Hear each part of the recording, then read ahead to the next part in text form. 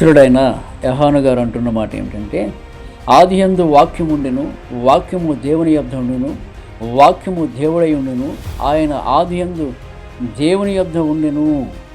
ఆ వాక్యమే ప్రభు అయిన యేసుక్రీస్తండి. సమస్తమును ఆయన మూలముగా కలిగి ఉన్నదేది ఆయన లేకుండా కలగలేదండి. ఆయనలో జీవముండును, ఆ జీవము మనుషులకు వెలుగై ఉండును.